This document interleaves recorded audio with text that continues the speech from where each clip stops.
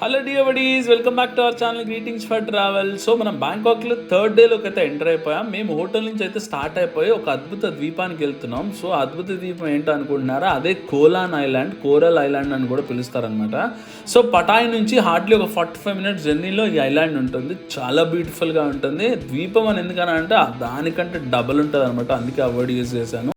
ఇవే తగ్గించుకుంటే మంచిది. సో మా హోటల్ నుంచి చాలా వాకబుల్ డిస్టెన్స్లోనే ఈ పాయింట్ ఉంటుంది. అది తెలియక మేము అక్కడే లోకల్ వాళ్ళని అప్రోచ్ అయితే వాడు మాకు డబుల్ టికెట్ కాస్ట్ చేశాడు. ఎనీవేస్ మీరైతే ఆ మిస్టేక్ చేయొద్దు. మీరు డైరెక్ట్గా వాకింగ్ స్ట్రీట్ ఏదైతే ఉంటుందో దాని ఎండింగ్ పాయింట్కి వచ్చేస్తే మీకు boats view point or pickup point అనేది వచ్చేస్తుంది అనమాట. చాలా తోపు ఉంటుంది. చాలా బోట్స్ అవైలబుల్ ఉంటాయి.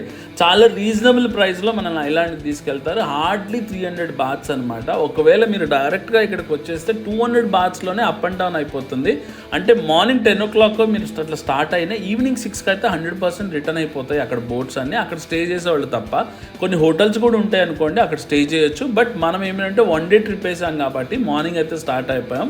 సో ఇక్కడ నుంచి సపరేట్ ఒక ఫెరారీ అలాంటివి కూడా బుక్ చేసుకోవచ్చు. హార్డ్లీ ఒక 2000 నుంచి 2500 బాత్ తీసుకుంటారు. అది సపరేట్ అనమాట. సో ఒకవేళ మనం కనుక రిచ్గా ఉండాలి అనుకుంటే అది చేసుకోవచ్చు. లేదా మామూలుగా ఫ్రెండ్స్తో ఎంజాయ్ చేయాలనుకుంటే నార్మల్ రీజనబుల్గా గవర్నమెంట్ బోటో లేదా సపరేట్గా కొన్ని బోట్స్ ఉంటాయి, ప్రైవేట్ బోట్స్, అలా జర్నీ చేసుకుంటూ వెళ్ళిపోవచ్చు. అలాగే చాలా వాటర్ యాక్టివిటీస్ అయితే ఇక్కడ జరుగుతాయి. ఈ బోట్స్లోనే కొన్ని మనల్ని మధ్యలోకి తీసుకెళ్ళి అక్కడ యాక్టివిటీస్ చేపిస్తూ ఉంటారు. సో అది ఎవరైనా ఇంట్రెస్ట్ ఉంటే కూడా చేసుకోవచ్చు. హార్డ్లీ 300, 500, 600 bahts అలా తీసుకుంటారు. So at the same time ఇక్కడ కనిపించే బోట్స్ అన్ని నైట్ పార్టీస్కి అయితే రెడీ అయిపోతాయి. డైలీ ఈవినింగ్ రంబోలు అవుతుంది అనమాట ఈ బోట్స్లో. అంటే అంతా జరుగుతుంది కహానీలన్నీ.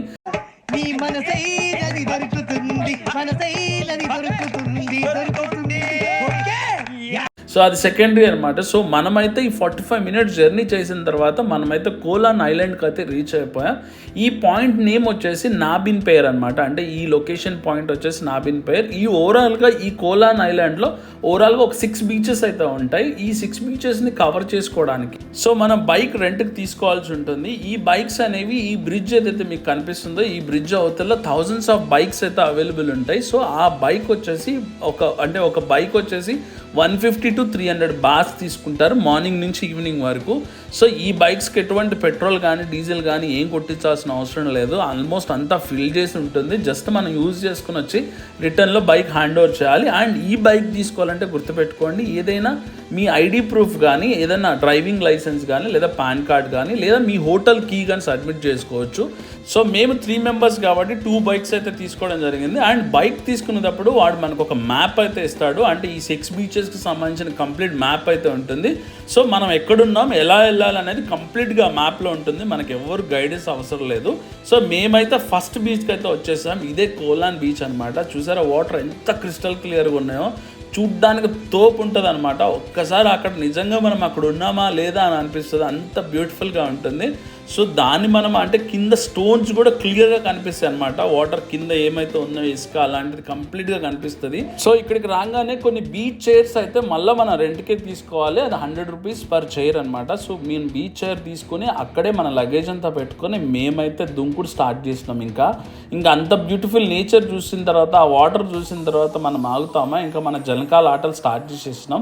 సో మాకైతే చాలామంది ఇండియన్స్ అయితే మన బ్యాంకాక్లో కనిపించారు, అలాగే పటాయ్లో కనిపించారు. అట్ ద సేమ్ టైం ఈ కోలాండ్లో కూడా కనిపించారు అనమాట. మనోళ్ళు కూడా ఆతృతతో వచ్చేవాళ్ళు చాలా మంది ఉన్నారు. అందులో వేరియేషన్స్ ఏంటంటే ఫ్యామిలీ ట్రిప్ చేసేవాళ్ళు ఉన్నారు. అట్ ద సేమ్ టైం చాలా మంది యంగ్స్టర్స్ కూడా ఈ ట్రిప్స్ని ఎంజాయ్ చేస్తున్నారు. సో ఓవరాల్గా మేము ఏదైతే మైనస్ పాయింట్స్ చేసామో అంటే ఎక్కువ ఎక్స్పెన్సివ్ చేసామో అంతా మీకు క్లియర్గా ఎక్స్ప్లెయిన్ చేస్తున్నాం. దీనివల్ల మీకు షార్ట్ అయిపోతుంది అనమాట. అంటే ఎక్స్పెన్సివ్ చాలా తక్కువలోనే మీకు ట్రిప్ అయితే కంప్లీట్ చేసుకోవచ్చు. ఈ లొకేషన్స్లో చాలా మూవీస్ అయితే షూట్ అయినాయి. అవి టాలీవుడ్ కానీ బాలీవుడ్ కానీ. మన తెలుగులో అయితే పూరి సార్ అయితే ఇక్కడే తీస్తారు కంప్లీట్గా, లైక్ చిరుత నచ్చిమి టైప్ అనమాట. సో ఈ ఐలాండ్కి మనం బ్యాంకాక్ నుంచి కూడా డైరెక్ట్గా వచ్చేయచ్చు. బ్యాంకాక్ ఎయిర్పోర్ట్లో మనం దిగిన తర్వాత అక్కడ చాలా బస్సెస్ అయితే ఉంటాయి. హార్డ్లీ 2 hours మనం పటాయ్ వచ్చేయచ్చు. 150 rupees చార్జ్ చేస్తాడు అన్నమాట bahts అది.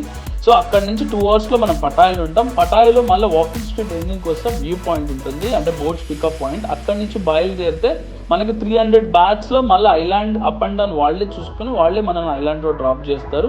ఇంకా నువ్వు దునియా ఎంజాయ్ అనుకుంటే ఎంజాయ్ చేసుకోవచ్చు, విచ్చలవిడిగా ఎంజాయ్ చేయొచ్చు. మేము ఆల్రెడీ ఒక బీచ్ కంప్లీట్ చేసుకొని సెకండ్ బీచ్కి అయితే స్టార్ట్ అయిపోయాం. అదే టియాన్ బీచ్ అనమాట. టియాన్ బీచ్ కూడా బ్యూటిఫుల్గా ఉంటుంది. సేమ్ ఇప్పుడు కోలాన్ బీచ్ ఎలా ఉంటుందో అదే క్రౌడ్ అలాగే మెయింటైన్ అవుతుంది అనమాట ఈ 6 బీచెస్ కూడా. సో చూడటానికి చాలా బాగుంటాయి, బ్యూటిఫుల్గా ఉంటాయి.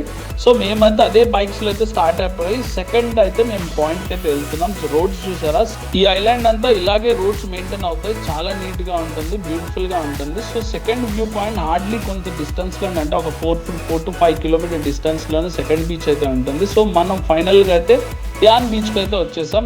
చూడండి తోపు ఉంటుంది అనమాట, క్రిస్టల్ క్లియర్ ఉంటాయి వాటర్ అయితే, దాన్ని చూస్తే మనకు చాలా టెంప్టింగ్ అనిపిస్తుంది. సో మేము ఈ బీచ్లో కూడా ఒక 2 hours అయితే ఎంజాయ్ చేయడం జరిగింది. సో ఆ మొత్తం కంప్లీట్గా బ్లాగ్ కవర్ చేయడం జరిగింది అనమాట.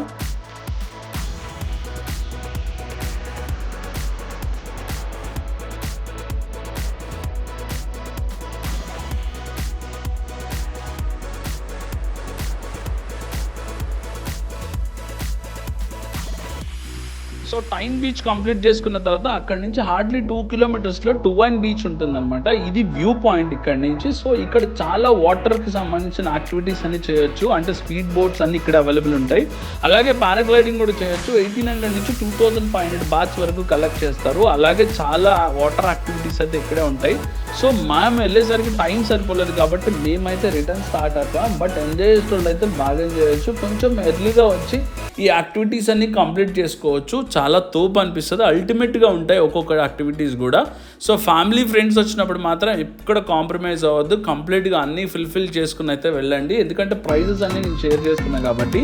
సో మేమైతే రిటర్న్ అయితే స్టార్ట్ అయిపోయాం, ఎందుకంటే బైక్ హ్యాండ్ ఓవర్ చేయాలి కాబట్టి. బైక్స్ హ్యాండ్ ఓవర్ చేసిన తర్వాత సో ఈవినింగ్ 6 o'clockకి నాబిన్ పేర్ అని ఏదైతే మనం పాయింట్లో దిగామో అదే పాయింట్కి అందరు రిటర్న్ వచ్చేయాలి. అక్కడ 6 o'clock అన్ని బోట్స్ ఫెరీస్ అన్ని స్టార్ట్ అయిపోతాయి, ఎందుకంటే చీకటి పడితే ఏముండదు కాబట్టి. సో అక్కడ నుంచి రిటర్న్ పటాయికి మళ్ళీ ఒక 45 minutes ఉంటుంది కాబట్టి ఓవరాల్గా 7 వరకు మళ్ళీ రిటర్న్ అంతా క్రౌడ్ మళ్ళీ పటాయిలోనే ఉంటుంది అనమాట. సో మేమైతే ఈ రిటర్న్ స్టార్ట్ అయిపోయాం పటాయికి.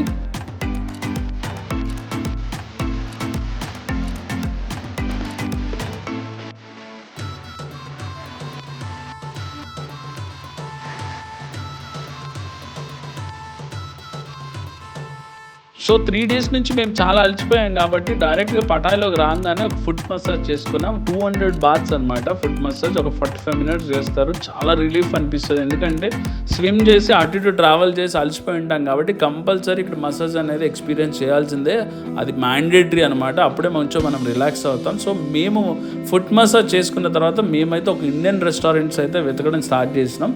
హార్డ్లీ అక్కడ మనకి ఇండియన్ రెస్టారెంట్స్ ఒక 4-5 ఉంటాయి.